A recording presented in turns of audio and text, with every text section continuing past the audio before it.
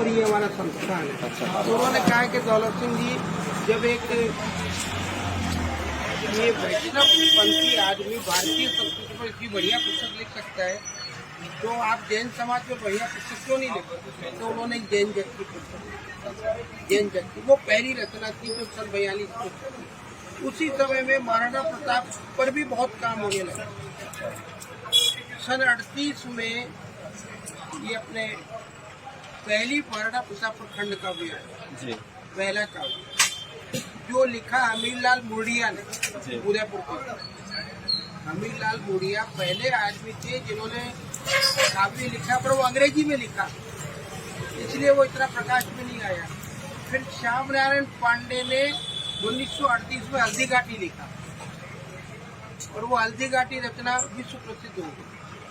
उसी से प्रेरित होकर मेरे पिताजी ने सन 42 में महाराणा प्रताप लिखा, छत्रप्रताप, जो सन 44 में नागरी प्रचारणी सभा से छपा, नागरी प्रचारणी सभा से।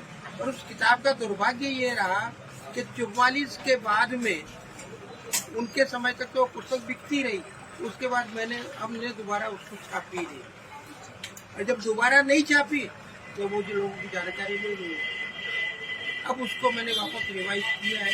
उसकी भूमिका लिखी अयोध्या के उपाध्याय हरिओद्र। उसी जमाने में मेरे पिताजी की पुस्तकें वैदिक यंत्रालय अजमेर में और फाइन आर्ट प्रेस अजमेर में, और उस जमाने में ये चूंकि छिपते फिरते थे विजय सिंह पथिक। छिपने का मतलब ये कि भाई यदि मैं अंग्रेजों में की पकड़ में आ जाऊंगा तो मेरा जो आंदोलन है वो कमजोर हो जाएगा। छिप इसलिए नहीं रहे कि मैं कायर हूँ, ये छिप इसलिए नहीं रहे कि कायर है, और ये छिप इसलिए रहे कि जिस आंदोलन से मैं जुड़ा हुआ हूँ, यदि मुझे पुलिस ने पकड़ लिया या मुझे अंग्रेजों ने पकड़ लिया तो वो आंदोलन रद्द हो जाएगा। उसी समय में ये आपके माणिक्यलाल वर्मा, एक वो साधु सीताराम साधु, एक साधु था, एक ओपी चंद जी करके थे, ये रामनारायण जी, ये आपके जो दैनिक नवज्योति के जो रामज्योति, ये सब लोगों उस समय सब यंग थे, क्रांतिकारी विचारों के थे। इनका केवल ये था कि ये अंग्रेज भाग रही थी, इनका मुख्य उद्देश्य ये था कि ये अंग्रेज हमारे यहाँ से भागने चाहिए, और जितनी अंग्रेज यात्राएं दे सकते थे उतनी थी। तो सन 50 से लेकर के 52-53 तक ये विजय सिंह पथिक बूंदी, बिजोलिया, वो आपका उधर क्या है छोटी बिजोलिया, उधर का जो एरिया है उसमें इसलिए छिपते रहे कि भाई पकड़ में नहीं है। उस जमाने में वैदिक यंत्रालय एकमात्र ऐसी जगह थी जहाँ पर ये विजय सिंह पथिक बैठते थे। और उस जमाने में उनसे चूंकि मेरे पिताजी भीलवाड़ा के थे, वो बिजोली उधर के थे, तो संपर्क में आ गए। उस समय में उन्होंने पुस्तक लिखी पथिक विनोद। अब वो पथिक विनोद छपी तो उस समय में अजमेर से, पर अब उसकी प्रतियां कहीं उपलब्ध है। एक प्रति आपके पास? एक प्रति मेरे पास, जो उनके हाथ की दी हुई मेरे पास। विजय सिंह पथिक जी ने आपके पिताश्री को एक प्रति का नाम है पथिक विनोद, और उन्हीं पर फिर एक यूँ समझिए कि जानकारी परक जो एक पुस्तक लिखी, वो लिखी प्रोफेसर सलब ने, उदयपुर से, घनश्याम सलब नाम है, जो छपी राजस्थान साहित्य अकेडमी। पर साहित्य अकेडमी ने किताब छापने के बाद में उसके प्रचार प्रसार पर कोई ध्यान नहीं दिया, तो वो किताब रद्दी के बाद।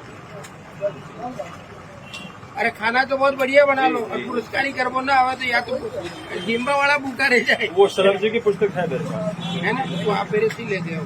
यही से आपने आप खाना बहुत बढ़िया बनाओ और पुरस्कार ही आपको करना नहीं है। आप भी अभी 2-4 साल पहले शायद दूरदर्शन से राजस्थान 4 साल, हाँ 4 साल पहले राजस्थानी भाषा पे, हाँ राजस्थानी भाषा पर मैंने लगभग 6 वार्ताएं की।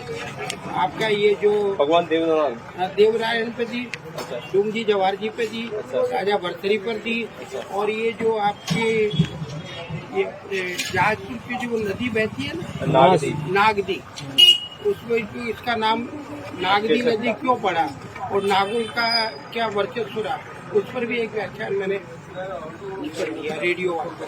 और एक पथिक जी के बारे में राजस्थानी भाषा में आपका ऐसा नहीं भाषा पथिक पर भी मैंने पूरी बात की।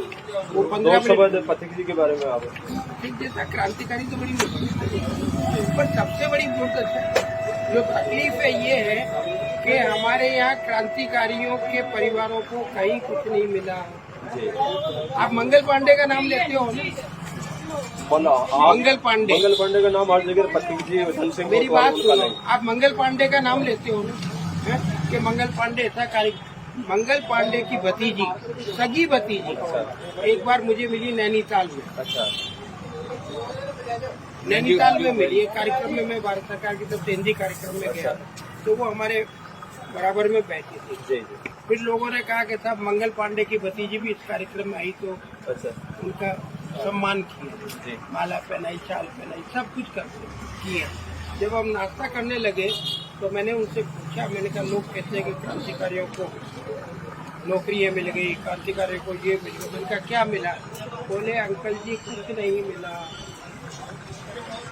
जब वो अपने मुंह से ये कह रही कि कुछ नहीं मिला, बोले हमको जो जमीन मिली, उस जमीन को ऐसी बंजर जमीन मिली कि जिसको हम फिर पटक के भी यदि उपजाऊ बनावे तो भी नहीं बनाते। और जो पेंशन मिली, वो पेंशन ऐसी है कि उससे चाय पानी पिया जा सकता, रोटी नहीं खाई जा सकती। अब हमारी राजनीति वाले उसको बुलाते फिरते हैं, हमने ये कर दिया, हमने वो सब देखा। अरे आप दूर क्यों जाते हो? विजय सिंह पति की पत्नी को पेंशन मिलती है। कच्चा किस्सा सुना। शिवचरण माथुर उस समय मुख्यमंत्री थे। मैं रामायण प्रेस जो था उसी के आगे एक प्रेस था, वहाँ मेरी किताबें थी। अच्छा, तो मैं गया हुआ था, तो उन्होंने कहा, जो प्रेस के मालिक थे, किरोड़ा था, भीलवाड़ा जिले की विजय सिंह की पति की पत्नी यहाँ रहती है। अच्छा, आपको दर्शन करा ला। चलो। आगरा नहीं, मथुरा में। अच्छा, मथुरा में वो जो है कच्ची सड़क करके एक जगह है, कच्ची सड़क के पीछे प्रेस है मथुरा में, रामायण प्रेस। तो गए तो एक कमरे में, वो छोटा सा कमरा, अच्छा, जहाँ आप अगर प्याऊ केवा में छोटी सी प्याऊ, ऐसी कुकड़ू बैठी हुई, और एक वो पास में उनके कटोरा पड़ा हुआ, वो तपेदिक की मरी। तो तपेदिक वाले की हालत आप जानते हो। और एक वो क्या नाम, टाट का टुकड़ा, अच्छा, आप अगर बोरी बिस्तर भी नहीं,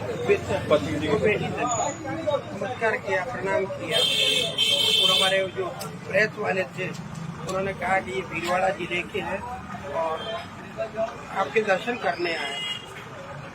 हो गया दर्शन। फिर उन्होंने मुझे कहा कि बापू इसे भीलवाड़ा में रहो। तो बोले आप शिवचरण को जानते हो? शिवचरण जी नहीं कहा। शिवचरण को जानते हैं, वो मुख्यमंत्री थे उसके। मैंने कहा जानता हूँ। तो हमारी एक बात उन्होंने पहुँचा दी, बोलो कि 8 महीने से मुझे पेंशन नहीं मिली। ये समझ लीजिए जी की पत्नी के 8 महीने से मुझे पेंशन नहीं मिली, और पहली मिलती रही, फिर बीच में बंद होगी। अब लगातार 8 महीनों पेंशन न मिल रही थी। तो आप वाने कीजिए जो हमारी पेंशन चालू है। उनकी बहन की सरला जी, शिवचरण जी की बहन थी सरला जी, जो यहाँ रहती थी गांधीनगर में। मैंने महिला आश्रम में सर्विस भी की है। मैं गया उनके घर गया, सरला जी से बात की। तो सरला जी ने कहा भाई साहब 2 दिन बाद में आ रहे हैं, तो उनको कह देंगे, और आप भी 5 मिनट का टाइम निकाल के महिला आश्रम। मैं महिला आश्रम गया, शिवचरण जी मुझे पहचानते थे, मैं गया। सरला जी ने कहा कि लोड़ा साहब आपकी बात करना, मैंने कहा साहब मैं मथुरा गया था, और उसकी पत्नी कहा जानकी देवी ने 8 महीने से पेंशन नहीं मिली, ऐसा कैसे हो सकता है? मैंने कहा ये बात मुझे कही है, और उन्होंने ये कहा कि ये बात शिवचरण को कह देना। बड़ी सभा में भी मैंने उनको जी नहीं लगाया, ये बात शिवचरण को कह देना। शिवचरण जी की बात एकदम खटक गई, तुरंत पीए को बुलाया, नोट करो, और जाते ही मनी ऑर्डर से पेंशन भेजी। फिर मैंने 1.5 महीने बाद में जब वापस मथुरा गया, तो मिलने गया, तो मुझे देखते ही उसकी आंखों में चमक आ गई, पैसा मिल गया ना। और मैंने जो कहा, उन्होंने जो मुझे कहा वो हो गया। अरे बापू आओ, पेंशन और क्रांतिकारियों की जो स्थिति है ना वो बहुत विचित्र है। वो कहने में सुनने में देख पर उन्होंने जो तकलीफें देखी ना उसका वर्णन अपन शब्दों से कर ही नहीं सकते। न लेखक कर सकता है, न आप कर सकते हो, न हम कर सकते हैं, और उनका परिवार तो इसलिए नहीं करता है